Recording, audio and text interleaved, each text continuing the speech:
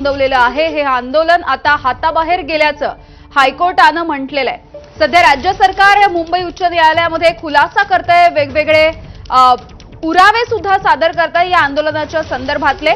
आणि याच संदर्भात आता हायकोर्टानं महत्त्वाचं निरीक्षण नोंदवलेलं आहे की इतक्या मोठ्या प्रमाणावरती राज्याच्या कानाकोपऱ्यातून मराठा समर्थक मराठा आंदोलनाच्या मागणी घेऊन मुंबईमध्ये मोठ्या प्रमाणावरती दाखल झालेले आहेत। त्यामुळे हे आंदोलन आता हाताबाहेर गेल्याचं निरीक्षण हायकोर्टानं नोंदवलेलं आहे। हे निरीक्षण नोंदवत असताना राज्य सरकारने ज्या पद्धतीचे पुरावे सादर केले किंवा जी काही माहिती कोर्टाला दिली या संदर्भात सुद्धा हायकोर्टानं काही सवालही विचारलेले आहेत। तर आंदोलकांना सुद्धा त्यांनी काही सवाल विचारलेले आपण पाहतोय। पावसामध्ये आंदोलन करत असताना चिखलामध्ये बसण्याची तयारी ठेवा असं हायकोर्टानं म्हटलंय। जर तुमचं हे आंदोलन नियोजित होतं, तुम्हाला माहिती होतं पावसाचे दिवस आहेत, तर मग चिखलाची तयारी ठेवा असं सुद्धा त्यांनी म्हटलंय। तर दुसरीकडे आंदोलन हाताबाहेर गेल्याचं निरीक्षण त्यांनी नोंदवलंय। राज्य सरकारला सुद्धा काही सवाल विचारलेले आहेत। राजू सोनावणे आमचे प्रतिनिधी माहिती देतील। राजू, महत्त्वाचं निरीक्षण, हायकोर्टाची ही महत्त्वाची टिप्पणी।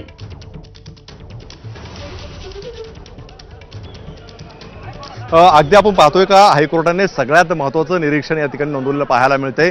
आंदोलन हाताबाहेर गेलं आहे असं उच्च न्यायालयाचं म्हणणं आहे। त्यामुळे ही राज्य सरकारसाठी अतिशय महत्त्वाची ही टिप्पणी म्हणावी लागेल। आणि आपण पुढे पाहतोय की जरांगे म्हणतात आणखी लाख लोक येतील, आम्ही शांत आहोत कारण योग्य झालं पाहिजे। तुम्ही मुंबई थांबवू शकत नाही, रस्ते अडवू शकत नाही, मुंबईची दिनचर्या थांबवू शकत नाही आणि हेच सगळं सुरू आहे असं उच्च न्यायालयाने जे आहे ते पुन्हा एकदा निरीक्षण जे आहे ते नोंदवलेलं पाहायला मिळतंय। त्यामुळे हे अतिशय महत्त्वाचं निरीक्षण जे आहे ते मुंबई उच्च न्यायालयाने या ठिकाणी आपल्याला नोंदवलेलं पाहायला मिळते। उच्च न्यायालयाच्या निर्देशाचं पालन होईल त्या दृष्टीने राज्य सरकारने पावलं उचलावीत असं सुद्धा आपल्याला पाहायला मिळतंय।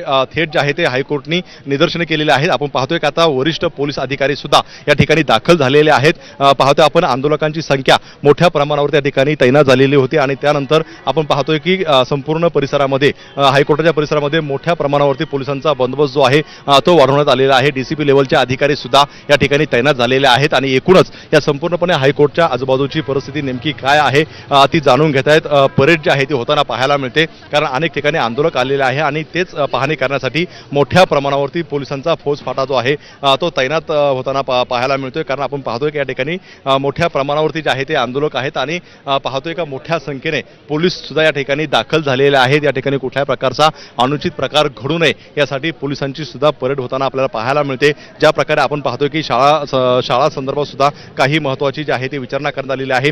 उद्या शाळा आणि कॉलेज बाधित होतील, त्यांना शाळेत जाता येणार नाही, दुधाच्या भाज्यांच्या गाड्या मुंबईत आल्या नाही तर काय होईल अशी सुद्धा विचारणा उच्च न्यायालयाने केलेली आपल्याला पाहायला मिळते। त्यामुळे एकूण जर पाहिलं आपण का उच्च न्यायालयाने सुद्धा मोठ्या प्रमाणावरती अनेक प्रश्न विचारायला सुरुवात केलेली आहे। राज्य सरकारला सुद्धा अनेक प्रश्न विचारलेले आहेत। त्यामुळे नेमकं यावरती राज्य सरकारची काय भूमिका असणार आहे हे सुद्धा विचारायला सुरुवात केलेली आहे। खरं तर आपण पाहतोय की शनिवार रविवार होता त्यामुळे फारसा परिणाम जो आहे तो मुंबईत जाणवलेला नव्हता।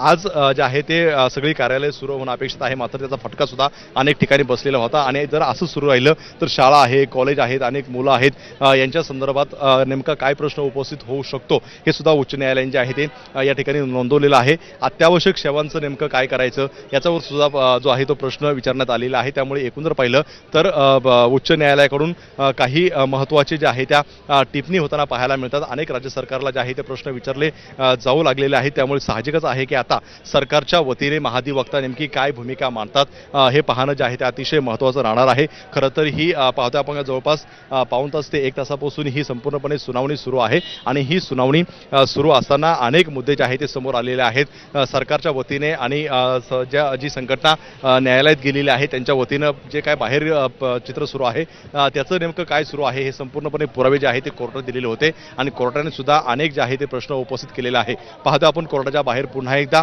मराठा आंदोलकांचा जमाव जो आहे तो मोठ्या प्रमाणावरती आला आहे आणि त्या कोपऱ्यामध्ये सिग्नल पसी जे आहे तो घोषणाबाजी होताना पाहायला मिळते। खरं तर अनेक आंदोलक जे आहेत या ठिकाणी पोहोचताना पाहायला मिळतात आणि त्याचसोबत पोलिसांचा बंदोबस्त सुद्धा जो आहे तो मोठ्या प्रमाणावरती वाढताना पाहायला मिळतोय। मात्र पोलिसांकडून सुद्धा सावधगिरी बाळगत जे आहे त्या आंदोलकांना शांततेत समजवण्याचा जो आहे तो प्रयत्न होताना पाहायला मिळतोय। त्यामुळे आता हे सगळे आंदोलक जे आहेत ते कोर्टाच्या निर्णयाकडे सगळं डोळे लावून बसलेले आहेत.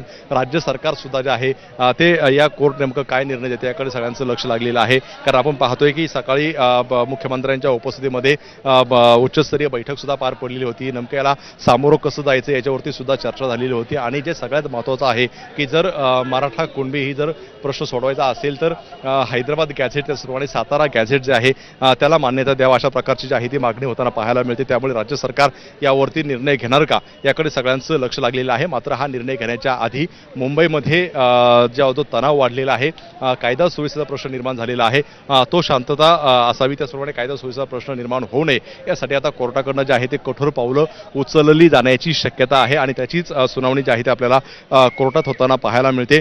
खरं तर आपण पाहतोय का या ठिकाणी महाधिवक्ता सरकारची बाजू मांडतायत. जी संघटना गेलेली आहे त्याच्याकडनं डॉक्टर गुणरत्न सदावर ते बोलतात आणि ॲडव्होकेट श्रीराम पिंगळे असतील किंवा रमेश दुबे पाटील, वैभव कदम हे आंदोलनकर्त्यांची जी आहे ते बाजू मांडताना आपल्याला पाहायला मिळतात. त्यामुळे मोठी वकिलांची फौज सुद्धा उच्च न्यायालयामध्ये आपल्याला पाहायला मिळते.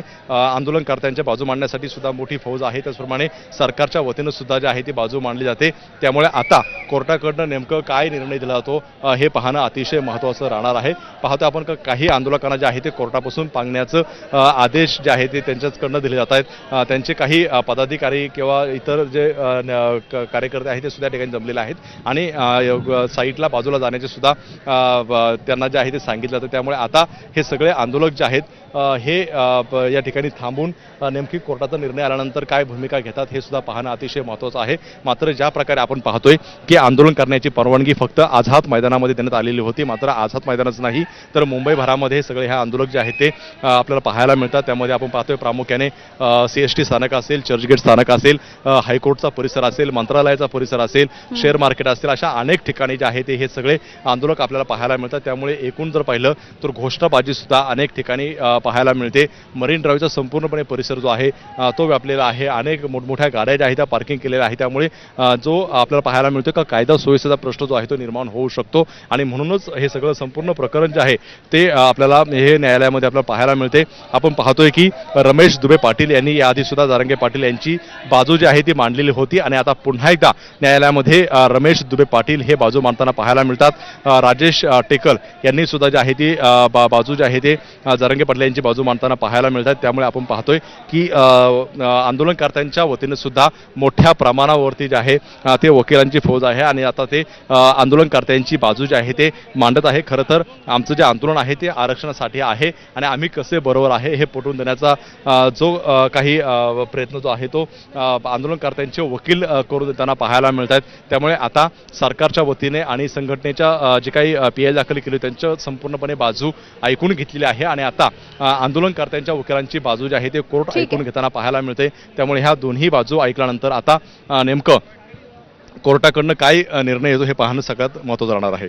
अगदी राजू, असे सोबत राहा. पुन्हा एकदा हायकोर्टानं नेमकं काय म्हटलंय आपण दाखवतोय. तुम्ही रस्ते अडवू शकत नाही आणि मुंबई रोखू शकत नाही असं महत्त्वाचं निरीक्षण हायकोर्टानं नोंदवलं.